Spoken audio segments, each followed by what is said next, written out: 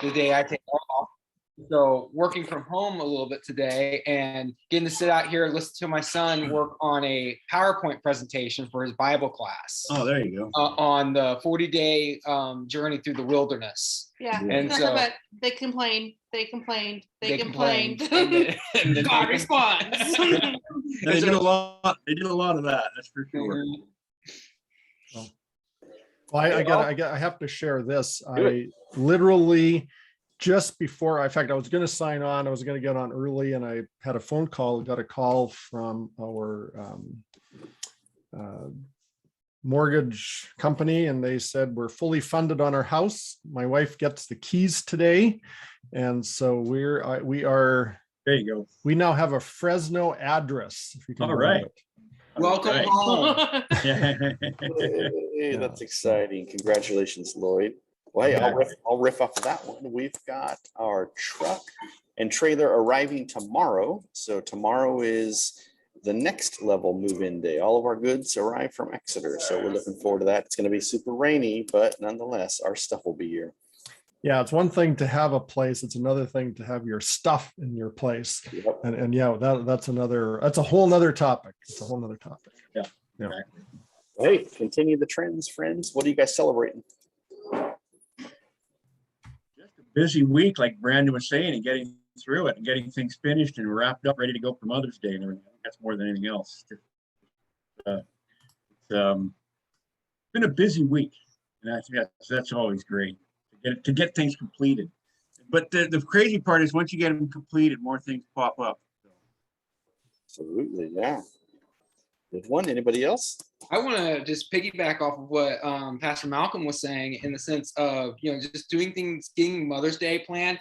I don't think I've been more excited about a Mother's Day than this Mother's Day before. And it's just because, there's just some things that God just hit me with that I was like, wow, this is going to make it really personal and exciting. We're having a lot of our motherly mothers in our church make videos of things moms never say, and I've already gotten a bunch of them in, and it's going to be wonderful. And it's just we're going to be talking about the story of two moms, and we're going to be looking at Eve and Mary, and I can't wait to God's just been really speaking through that right now to me, and just really excited about it. Normally I'm just like, oh gosh, it's Mother's Day again. How do I preach another Mother's Day sermon? It's a secular holiday after all, but I'm just really excited of what God's been doing this year and just getting things done. As you said, Pastor Malcolm, getting things done. And then we're getting ready to leave for Honduras in 9 days. Nice. Awesome. That's great. Can't wait for you to experience that. Good. Dayton, were you going to say something? Got something to celebrate? Oh, I was just saying good for the Honduras thing. And I don't know that celebrate is in my vocabulary right now. Can that happen? We are in just total chaos with my mother-in-law living here and legal things going on. And it is a nightmare. Yeah. And I'm glad to know that it's Mother's Day on Sunday. Thank you for reminding me. That's about where I am. And you're talking about things completed. Well, I think starting my sermon prep would be nice. Yeah. But that's kind of where we are right now. It is just, it's been bizarre. And basically we have like 4 people working full time trying to sort through all of this stuff with my mother-in-law and legal things. And it's a family issue. There's nasty family stuff. And anyway, so I will enjoy your celebration. Good. And that's one of the reasons why we celebrate. I will take it in. That's good. All right. Hey, welcome, Aaron. Good to have you, buddy. One more celebration. How about that? One more. I've got one in the back pocket in case there's nobody. Well, I actually do have another one, but I want to give someone else a chance. Do it. Go for it. Okay. This last Sunday, we had Compassion Sunday. We partnered alongside Compassion International, and it was just an amazing time of worship, and just it really just went just phenomenally well. And one of the things that happened was Alicia, well, not all of you know Alicia, but she's our lead singer most Sundays. talked to one of the people that gave a testimony. We had other compassion sponsors already in our congregation come up and give their personal testimonies about what God has done in their life through this ministry. And it was just amazing. Well, the last lady who gave a testimony, Alicia, said, "You're going to have to sing with us now." And she actually did. And we've been struggling with vocalists and having vocalists and because they're just so busy, especially with summertime coming. And she has volunteered to join our worship team and do it more often. And I'm just, it was an answer to prayer, a complete answer to prayer, because it's just like, God, we really are needing some help with people standing in the gap here and stepping up and serving. And that's exactly what happened. Oh, that's so cool. What a wonderful 1, 2, 3 punch right there. That's awesome. Absolutely. That's good. All right, guys. Well, let's turn the corner. We're going to hand it over to Lloyd, who's going to walk us through the next phases of Decentralized Church. Lloyd, congratulations again on the keys in hand, but we're giving you the keys to drive us right now. So thanks, Lloyd. Great. Thank you, Michael. Hey, Michael, just before we get too far, and I know we talked about, you and I talked a little bit about this at the very beginning of this process, but what are you envisioning right now in terms of how many more weeks do you see us going out yet with this? So maybe this is a conversation you and I can have even off call. I'm good with, because we had originally talked maybe 6 to 8 weeks or even up to 12. So I think this is week 7 right now. So we're right in that original sweet spot. So I think, again, if you're wanting to land the plane somewhere around the 8-9 week time frame, that would be great. Or if you wanted to extend it, I'm completely open, and I know everybody else would be up for it. So we'll lean into your schedule for that. Fine with me, guys, as long as you want. I'm happy with it. So. Okay.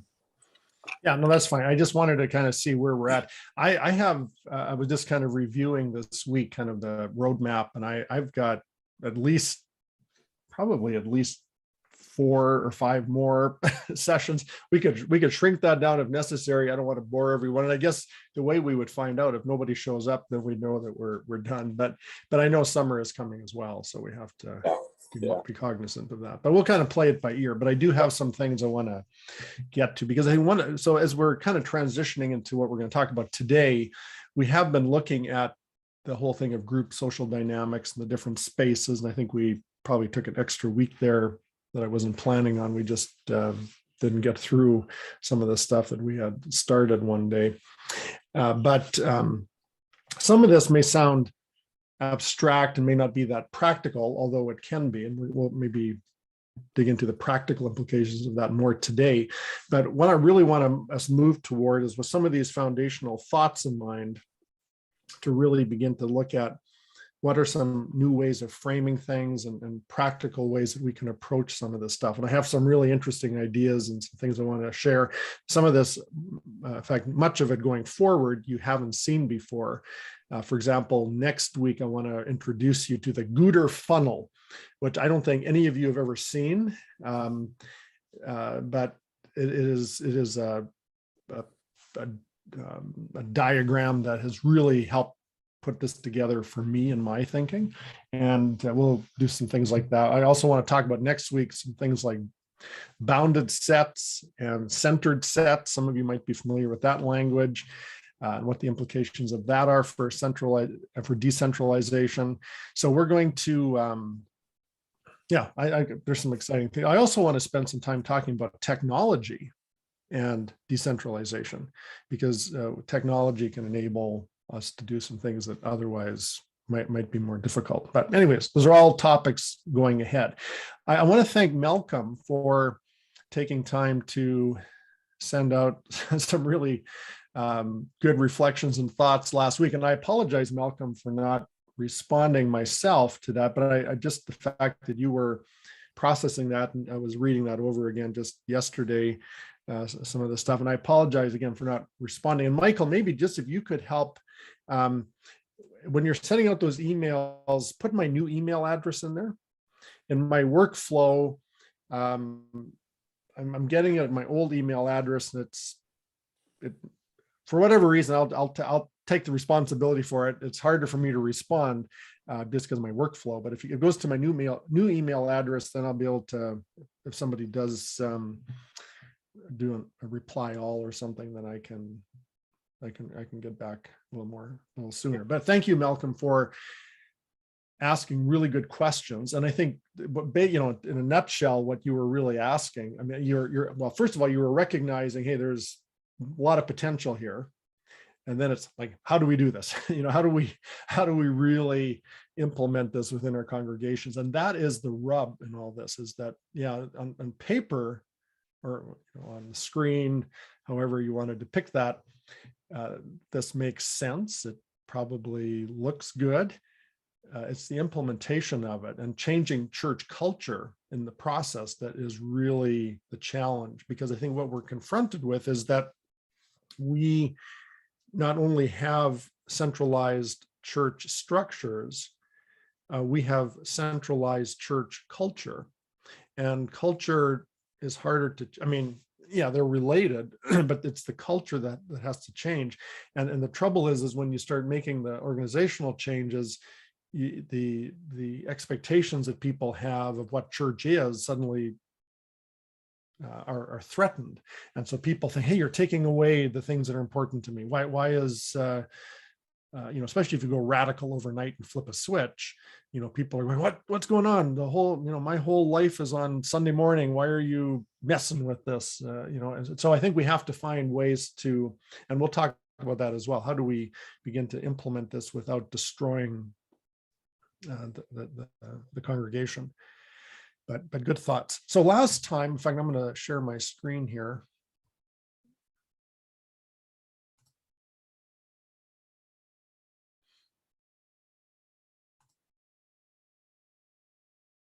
Okay, let's just back up a couple of slides here.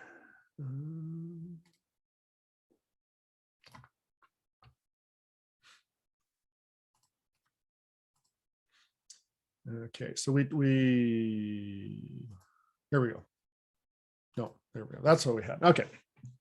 So I asked you to, as part of your assignment for today, to do an inventory of your church life according to the various group sizes. Which space is most prominent in your church and which space needs more attention? So I don't know if you had a chance to do that. But and we don't have time for you to give a presentation. We could spend the next hour just having you do that presentation and analyzing it all. But let's take some time and in reflection of all this 4 spaces and all that. Briefly, those of you that want to share a little bit of, now that we've dug into this a little bit more, you were exposed to this in February. We've now gone over it again the last few weeks. How is this beginning to, how are you understanding your church, your congregation right now according to that? Now, what are you seeing? What is really taking place and what needs to change? So I'm going to just stop sharing this for a moment and allow us to talk about this. So let's just take a few moments to reflect on some of those questions. I think these were excellent questions this past week to really just pray over and to pour into. As I began just kind of deciphering that in our context out here in Exeter, the space that was thriving was social. The space that I didn't know enough about to make any claims on was the intimate space. I can say where I know that I have those intimate spaces, but I can't say that for everyone else. I want to say they do, but I can't make that claim. I do see that happening in some of our ministries that we have happening and growing and going, that there are people that are connecting at that intimate level, which is good and exciting.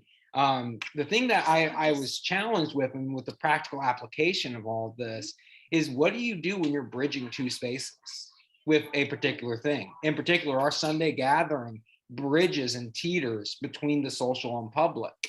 And granted, I find that we are already doing things that you would do in a social space in a public space, and we're already doing things that you would do in a public space in a social space, because once again, our Sunday gatherings teeter-totter right now between those 2 spaces. More so in the public space, as you know, we're getting back into that in terms of our attendance right now. But still, it's still very social oriented, and we're doing things that are very socially oriented, and it's working very well to bring connectivity and just that just unity in the body that I'm really enjoying seeing. And so that was my biggest kind of takeaway this week is, what do you do when you're between these spaces with a group, you know, and you have to kind of operate in both worlds? Great question. In fact, we're going to touch on that a little bit later. I won't completely answer, but we'll start talking about that. So that's a great question. Great question. Because I think we even, I'm not sure, were you on last week's call? I can't remember. You were on last week's call. And if you weren't, you probably, for those of you that weren't on, hopefully you saw you're keeping up with the videos. But we did talk about the fact that, there are times when and I use the example, and I've used it, and I don't want to repeat it entirely again, but the whole thing, if you're at a wedding reception, you could be in all four spaces in that whole event. But part of it is people that know that through their expectations. So there are times when it is possible, but we'll dig into that question a little bit more. That's a great question. Yeah. Yeah, I think for us, actually, Lloyd, because of who we've been basically for the last 10 years anyway, we are a social space. We have trouble with public space. We don't really know what to do when we get a large gathering. We're sort of, oh my goodness, what do we do? We're stuck.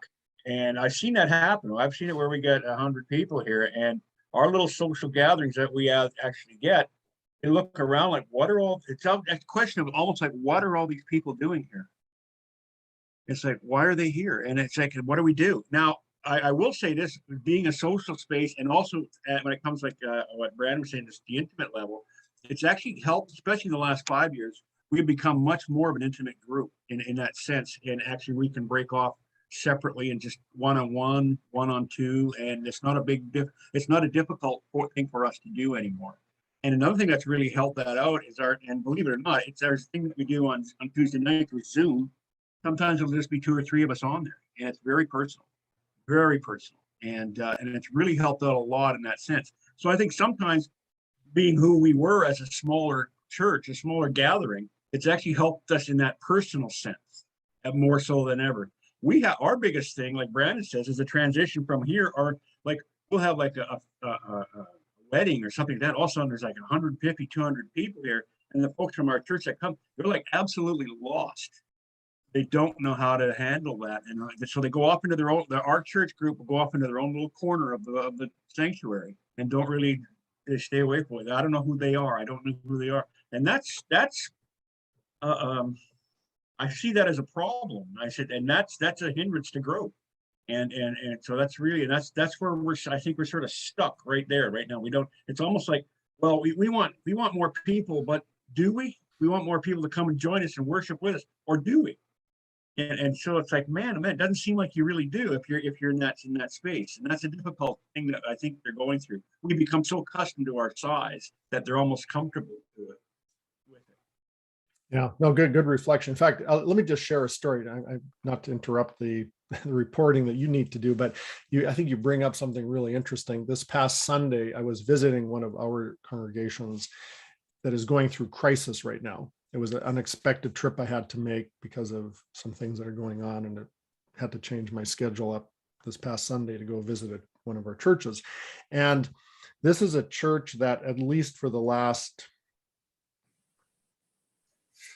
I would say for the most part, for the last 20 years, at least, has been a social sized church. In fact, at one point it had dropped down. You could argue it was probably a personal space sized church, but they're at the place now where they're growing, and numerically they're doing really well. And that's their problem right now, is exactly what you're identifying, is they're struggling because they've been functioning as a church of somewhere in that 50, 60, 70 range. Now they're starting to hit 100, and conflict is happening because they're taking the same expectations they had as a family, as an extended family sized church, and now they're needing to function differently. And the reality is, we have 100 people in the room at one time. You don't know everyone. You don't know all that's going on, and people are complaining, oh, there's not enough communication in the church, and there's blah, blah, blah. It doesn't have the same warm feel it once had. And, no surprise, because suddenly the dynamics have shifted. And that's one of the reasons, we've talked about this before too, why a lot of churches don't grow past that 75 ceiling, is because when they do, they lose the good feel that they have that's kept them together. And in that public space, it can be very threatening. And so we have to be really cognizant of that. How do we maintain that feel? And a lot of it is feeling. People are, they're feeling it more than thinking it. How are they feeling in that setting? And how do we maintain that even as the church grows? Because if we don't, as the church gets larger, people will start dropping off because they'll go, oh, this isn't the church I once knew. This isn't the cozy environment that used to exist. So yeah, good observation, Malcolm. One of the things that I've noticed is that intentionally or not, they will sabotage the growth. A new person will come in, and rather than, I get excited, great new people, and then people that have been around a long time see that as a threat, and they will not be friendly. There'll be a meanness about them. And so anyway, that's just I've seen this over the years, that intentional or unintentional sabotage of growth.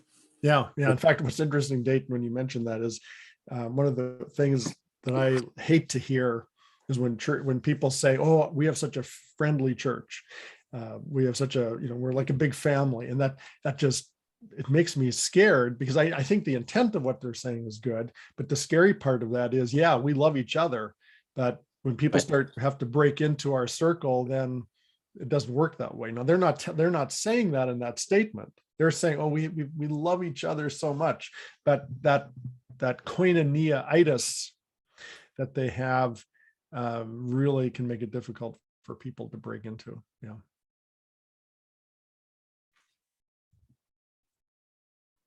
Good. Anybody else? Otherwise, we'll move on.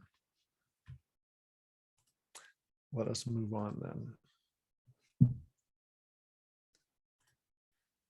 Get back to my screen. Okay, so let's take, what I want to do today is take some of those thoughts from the spaces, the group social dynamics. I want to give you 4 talking points or thoughts to further process this. Some of this, you may have seen before, some of it not, but let's just kind of go through this. First of all, and we've talked about this a lot, but important to consider, where are the 4 spaces existing in your congregation? If they're not, where can you make it happen? And we talked a little bit about this back in February, and that is, if necessary, collaborate with other churches. So for example, and probably the best practical example of that is if you don't have public space, then rather than trying to force it on your church that isn't really at the size that allows for it, then maybe there are ways you can do that. We'll bring that up again in just a moment. But think of it, as we talked about these spaces, how can you incorporate these into your church life? Now, this next one I think is really important. And this goes back to something Brandon brought up earlier, and that is integrate the 4 spaces. So by integrating, it's not enough just to have 4 different silos and say, well, over here we've got public space, and over here we got a public space event, and over here a social space, public space, social space, personal space, intimate space, and they're all these different things, but they're not talking to each other. We just have them. And the goal is not just to have a buffet where you have them all laid out and you say, okay, I'll pick and choose. Here are some different options for you. Take the ones that you want. And I think that's what we end up doing in the church, which feeds so well into the consumer culture that exists in our world. We have this thing of pick and choose, and I don't think that builds good disciples. So I think what we need to do is create an environment where these 4 spaces live with each other and they talk to each other, and we can have, and I have the word there of think flow between the spaces. So how do we get the flow to move people from one to the other so they feel like they're part of it. So let me give you a practical example or one way of looking at it. And then I'll diagram some of this out a little bit later too, but just to talk it through for a moment.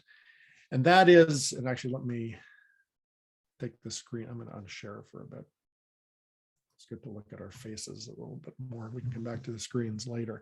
But so when you're talking about integrating the 4 spaces, so let me give you a real practical example of that.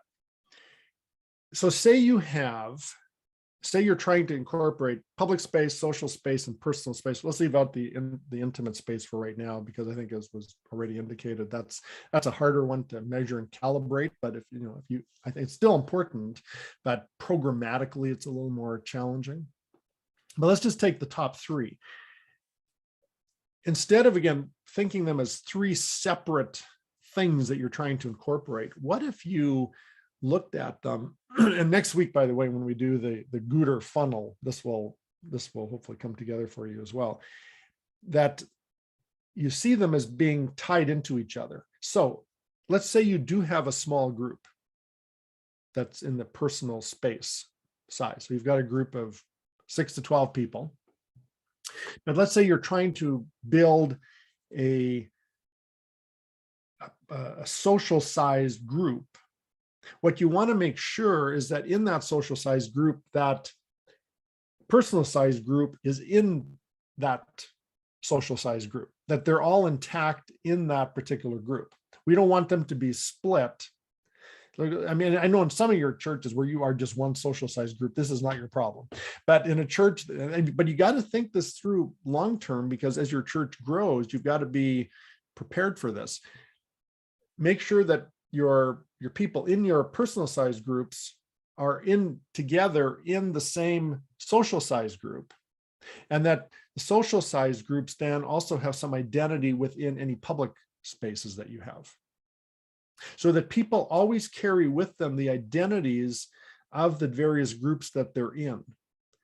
Does that make sense? And again, this will make much more sense next week when we talk about the Gooder funnel, and I'm going to show a little diagram a little bit later. But it's really important that we get people, we have people within our congregations, that they feel and understand their affiliation and participation within a particular space, and that those spaces then are maintained and preserved throughout the process. So that so one of the ways you could do that, so let's say you do have a public space event. So Brandon, I'll pick on you for a moment here. So you're talking, you've got public space, but yet you're recognizing there's times where you're in your church that there's other pieces to that. What if, and again, I don't know how you do this, but I know there's been, we've talked about space confusion, and sometimes it's really difficult because you're wanting to maybe break off into small groups, maybe during a large event, but yet we've told you all along, don't do it because people feel threatened. Well, here's one way you could do it. What if you told people, now, when you hear this, you're going to say in some of your churches, this couldn't work, and I'll explain why, but this would be the ideal. What if you would say to people, get together with your small group right now and pray? So you're not being put together with a group of people that are not part of of that space, which then right away violates the principle and creates this tension and anxiety and exhaustion. But if you're saying to people, why don't you all get together with your small group right now in this large group setting and gather and just pray.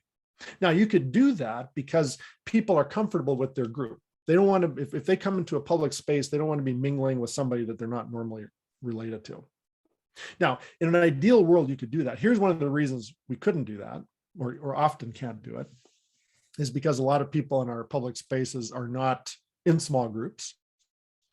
So you've got people who are lingering at the fringes who are going to go, well, where do I go? And then you're forcing them to go into some artificial group where they're going to be just feeling just miserable because of the fact that they're having to reveal themselves to someone that they weren't intending to. Now, the reason we have trouble with that is because we're moving from centralization to decentralization, where because we're so Sunday focused, we're so focused on the worship service, and we try to break people down into small groups.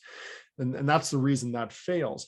But if we get to the place, and I'll use the example of the underground in Tampa, which I've talked about a little bit here and there, is they have a Sunday gathering, but they don't advertise it. So nobody, I mean, you have to really work hard to find out where they meet, when they meet, because they just don't publicize it. And so the public is not showing up at these services. So the odds of a newcomer coming to their worship gathering is really minimal.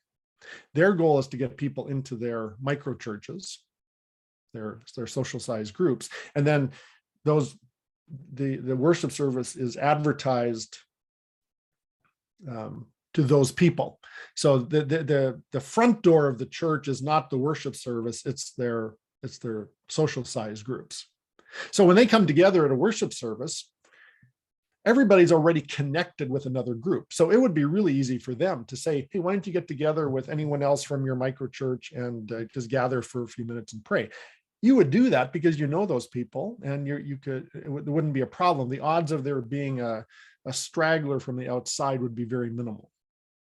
And so part of our thinking then has to be, whether this works or not in your case, I get it. It probably doesn't.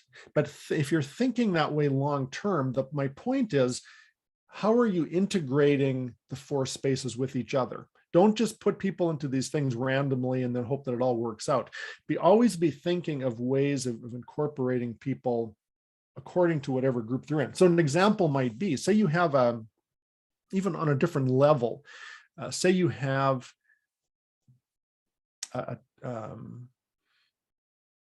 some project that needs to be done in the church. Get one of your small groups, or if you have a social size group, get one of those groups to do that project, rather than creating a whole new group in the process, a whole new set of volunteers to come together and do stuff.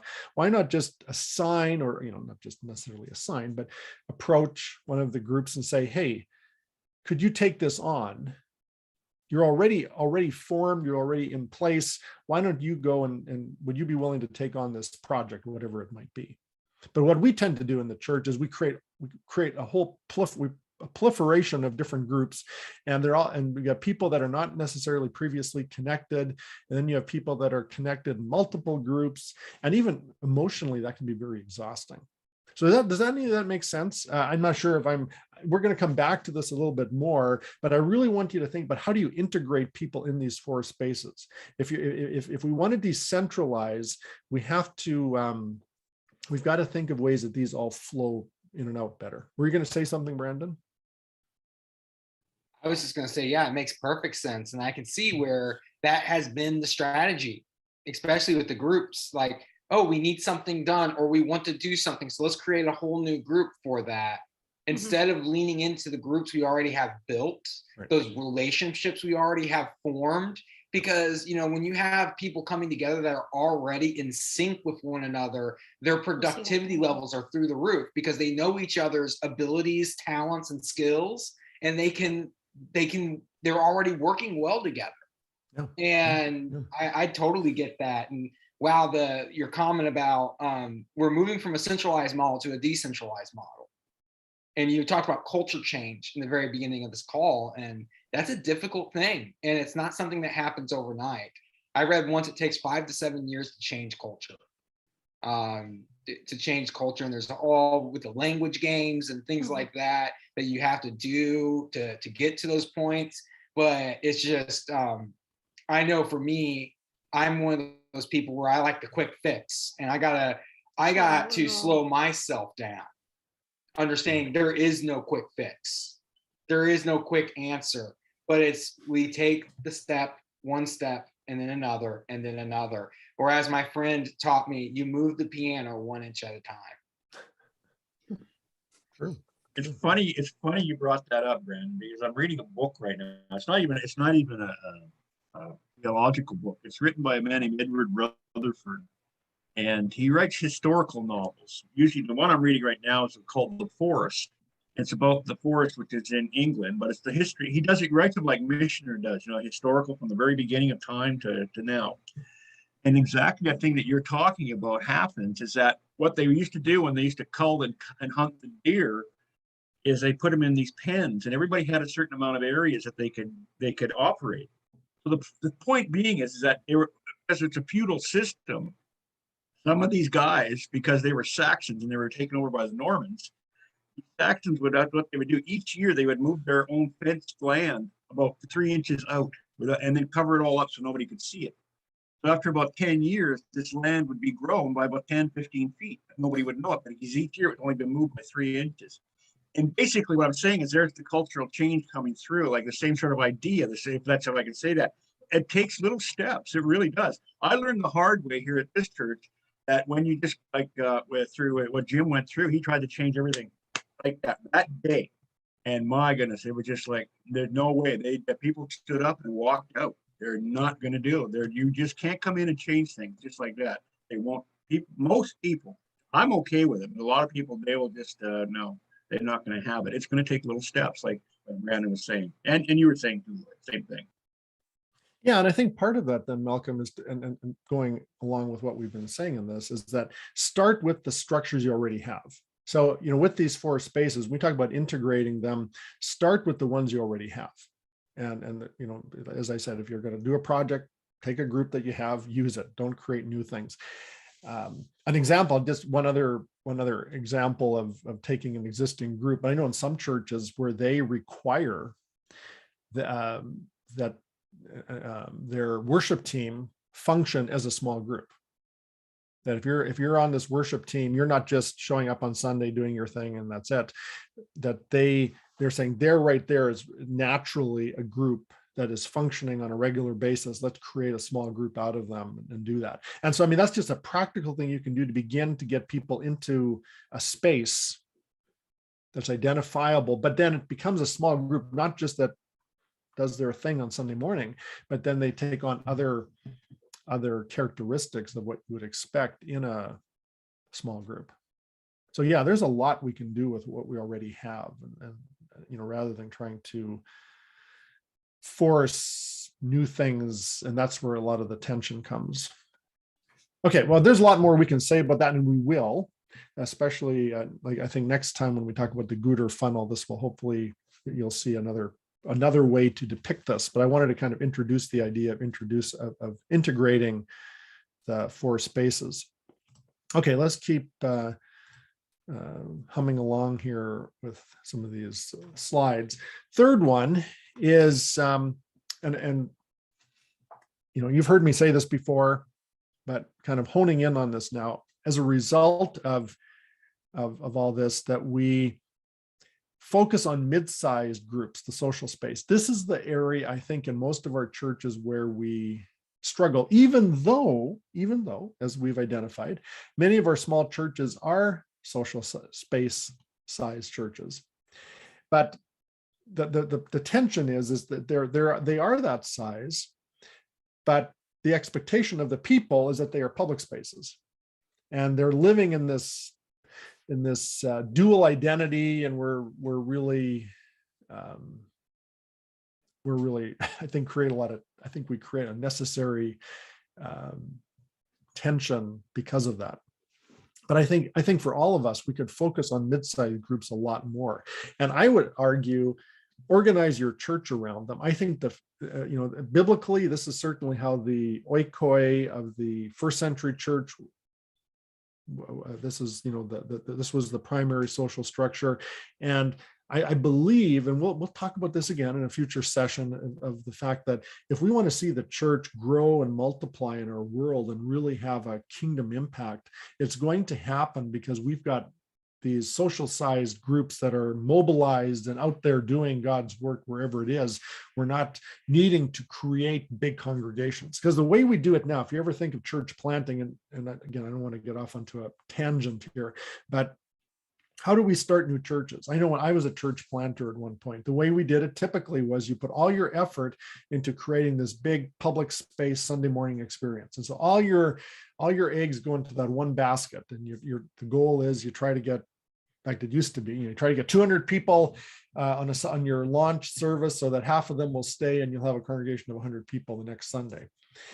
Because you're trying to create this public space. It was all about the preaching, the music, the children's program that went along with it. If you can create a good experience, you're going to get people into your church. And that is really hard to do. And it's expensive. I'm not even sure it has the kingdom impact that we're looking for. And so it's hard. I mean, that model of church planting takes probably $500,000 to launch, just from a resource point of view. If you want to do it well, you have to commit to about $500,000.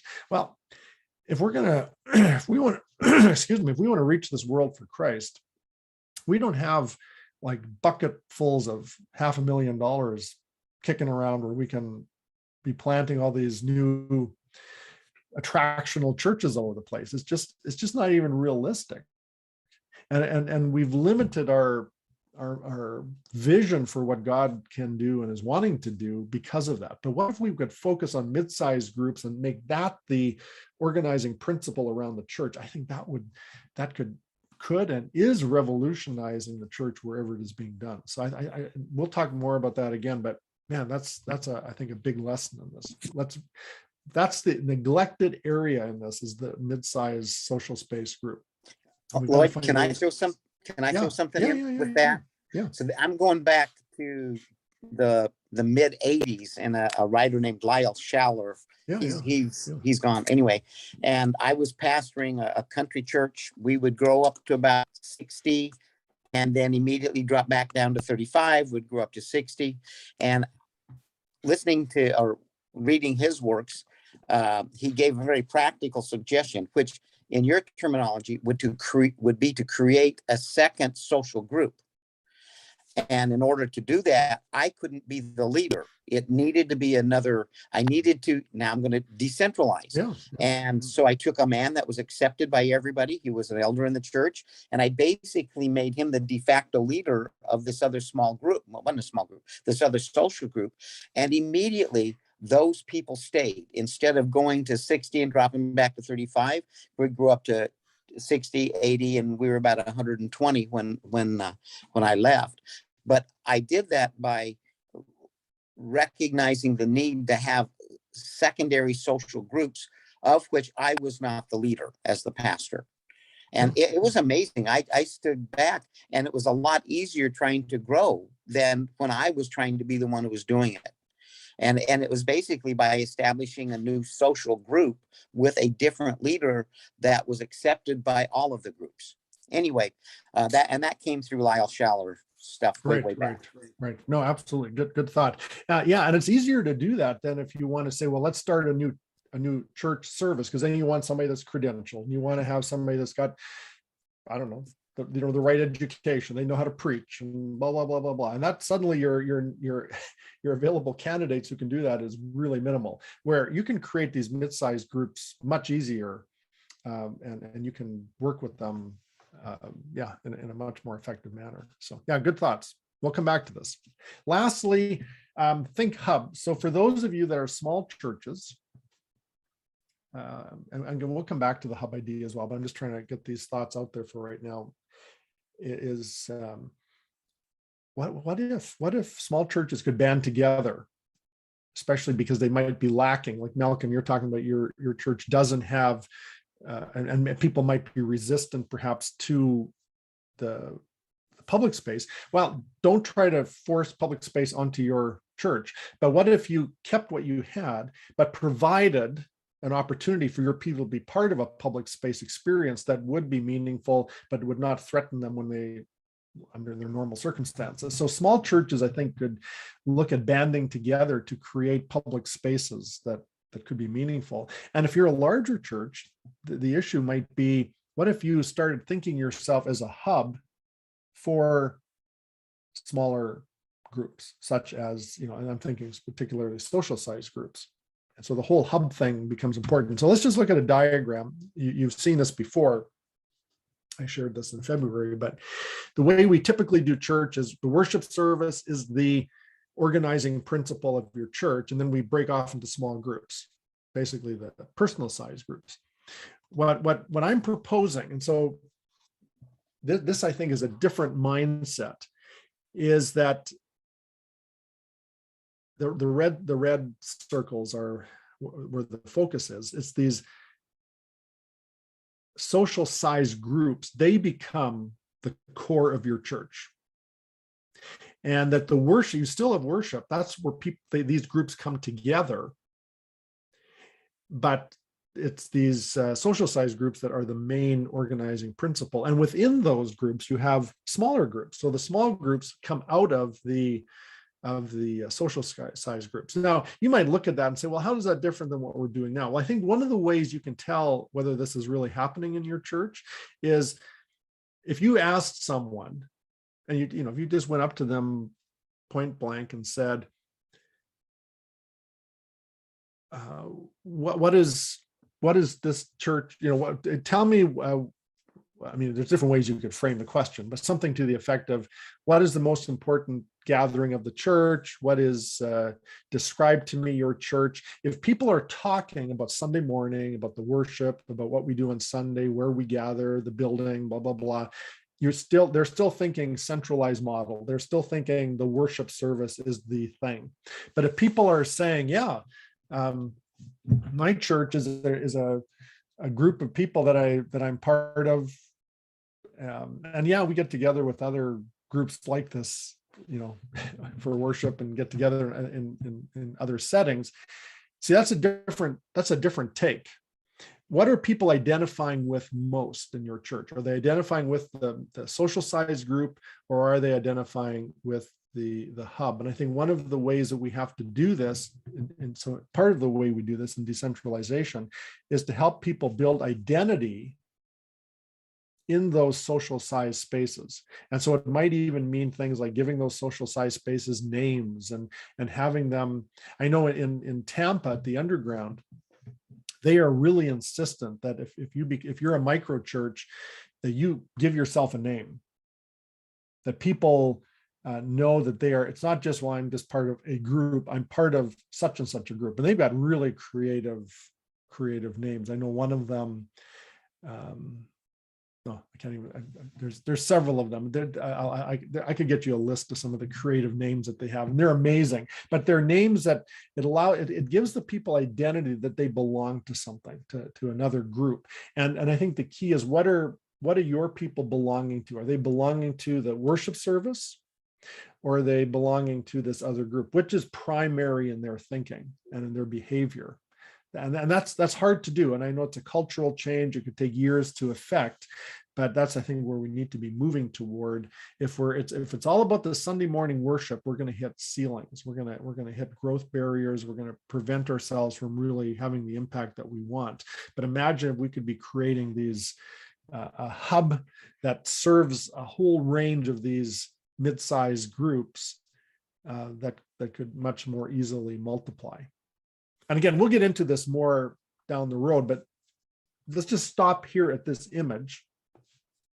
Talk to me about this. Like, does this resonate with you? And where is your frustration with this? Because it is, as ideal as this looks, it is hard to implement. Don't be fooled. You're not going to start this next week. But talk about this. Does this pictorial diagram help at all, or make you overwhelmed, feel overwhelmed?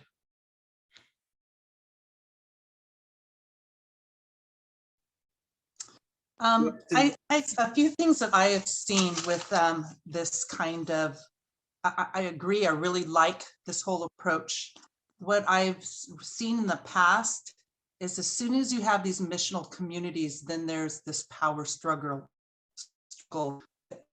I guess communication is so key. I've seen people branch off from missional communities, and then there was a sense of loss and betrayal, instead of a positive thing, it actually hurt the church in some ways, because now instead of having this as a hub, they wanted to split and have their own then church, although it would have functioned so much nicer as a missional community with this kind of model, and still have a centralized church, but the focus was on the missional communities. Instead, there's, I guess that education of having, okay, these are the focus, missional communities are the focus, the centralized church isn't. And it's sad. I in hindsight, I see how this could have been so much effective if we had this kind of vision, I guess. Does that No, make thank you, sense? Tammy. Thank you. No, Yeah. you are right. And you're identifying something really important. One of the reasons why some people might be resistant to this idea is because they have seen attempts in that direction in the past. They go, oh, this has been divisive or it's caused problems. And so one of the keys in this is, how do we make that hub not just a worship gathering, but a place of also accountability, also a place where we're resourcing these leaders, so that these missional communities, even though they have identity, they have their identity because they're connected to the hub. And that's goes back to what I was saying earlier about integrating the four spaces. See, if we just create, and I've seen that, especially with churches that not even, forget even social space, but the small group-based churches, cell group churches that have done this, where you could have 30, 40 cell groups in a church, and they're all doing their own thing and nobody knows what's going on. And suddenly it can be a hotbed for division. I totally get that. And so I think it would be really important then is how you structure. And so we'll talk about this again. Part of my list of things that I want to cover for however many weeks we got left is how then you create effective centralization with things like communication and accountability and covenant. Covenant's a big term that I'm really big into on these things. If you are a leader in one of these missional communities, you are covenanting with the leadership in the hub as part of this. You're not just out there in your own little orbit. The integration at all the spaces has to be really high. And so, but I get it. I get that's why there is sometimes resistance to these things, because churches are afraid, oh man, if we let people do their own thing, they're gonna do their own thing, and sometimes that's not a good thing. So thank you for bringing that up. That's a good observation. The sense of power structure, I think sometimes, Lord, I thought about it when I was writing letters last week. I was just thinking, going through it, and I think I said something about, I believe that many will probably fall away because they weren't fully on mission in the first place. Yeah. And consumers don't really care about the brand. The brand isn't providing something for them. And so they look at it that way. And that's unfortunate. And that's very unfortunate, because we have become centralized. We are a hub worship church. Most of us are. And one of the problems is that the majority of the people, if you take 50, 60 people, the majority of them are not a missional people. They're not. And that's where the difficulty, I think, like Tammy was saying, what comes in. And then some people that are still stuck in the hub worship idea of that are saying, well, wait a minute, if they go out there, it's almost like our empire is collapsing.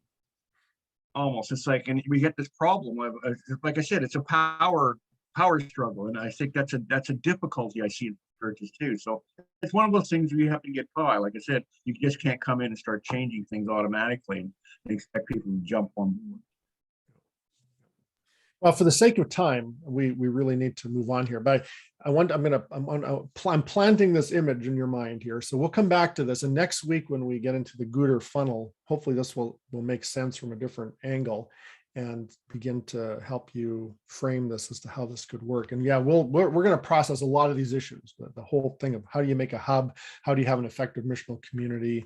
These are some of the topics we're going to cover. So the one thing I want you to think about for next week is, what is one strategic space change you can make in your congregation? So yeah, it's true. We're not going to be able to affect immediate big, large scale change overnight. But is there one thing, just one thing? I mean, it doesn't even have to be super big. It can be that 3 to 4 inch thing that Malcolm was talking about. Is there a 3 to 4 inch territory movement you can make here in your congregation that would help move you in this direction? Think about that. What is one of those space things that you could begin to implement that could at least start you in the right direction? Again, if you have any questions, comments, I'll try to be better in responding. Hopefully this next week, now that most of our housing stuff, even though I've got a lot of packing to do, a lot of my housing issues, both sold our house this past week and now closing on our new house this week has been a pain. But please contact me if you have any questions. Love to engage with you on this, and we'll just keep moving forward. Awesome. Michael, I think we'll leave it at that for today. Okay, awesome stuff, Lloyd. Thanks. Thanks, I Lloyd. love seeing the way all this stuff comes together. All of the time that we spent really breaking down the spaces and becoming familiar with it allows for us to be able to talk so much more fluidly as you really get into much more dynamic things than just simple labeling. So excellent stuff. Just want to encourage you guys too that, you can hear the challenge that Lloyd is talking about, even in some sense, the warnings you can hear through what Tammy was bringing up. Just really want to encourage you guys and exhort you that there is a boldness required in leadership. I think oftentimes, as pastors or church leaders, the meek and mild Jesus is, the image that comes to mind, the sheep on the shoulders. And there's definitely that part of care, shepherding, and concern that our role and our leaders' roles require. But there's also a boldness required. Even if you take the same analogy of shepherding, I'm learning a lot about shepherding right now because I'm looking to get a few sheep for our property. And it requires a lot of very highly directive action. And so it's not just petting sheep. You have to, put up hot wire in this case. You have to control the sheep in some way. So now I'm not trying to swing in the opposite direction and say that you've got to be a controlling person. But I think many times the image that comes to mind is that gentle, meek, and mild Jesus. And then we're like, we can't do it. And we become victimized in the process. Again, not trying to say be controlling, but we do have to be direct and be challenging at times to be able to lead forward. So finding that balance, again, I always use the language of invitation and challenge is really, really critically important to move forward. Just encourage you in that with whatever that next step is that you take. All right. Hey, can I just make one last just quick comment? And I will Do that. send this out on an email. Michael, maybe what I'll do when you send out your email, I'll reply all. I don't think all of you have seen, some of you have, but I'm going to send it out to you, the video, the documentary video on the underground in Tampa. Even though you guys aren't Tampa, and not the goal isn't to copy what they're doing there, but I think see a vision of how this is being lived out somewhere, I think could really in itself just be inspiring. So I'll send that out to you guys. Good idea. And perfect timing too, just with where we are in conversation to be able to see it. So, all right, friends, bless you guys and have a great day. See y'all.